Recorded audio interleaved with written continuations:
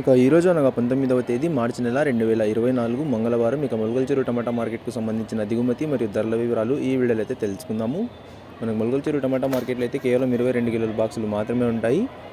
ఇక ధరల విషయానికి వస్తే మనకి జ్యూస్ కాయలు, పొడికాయలు, అన్క్వాలిటీ టమాటాలు అంటే అన్క్వాలిటీ టమాటాలు, థర్డ్ రకం క్వాలిటీలు వీటన్నిటిని మినహాయిస్తే ముందుగా ఈ మీడియం మరియు సెకండ్ రకం క్వాలిటీలు 200 రూపాయల నుంచి ప్రారంభమై 230, 250, 270, 280, 290, 300, 300 రూపాయల వరకు అయితే మీడియం మరియు సెకండ్ రకం క్వాలిటీలు అయితే వెళ్ళాయి.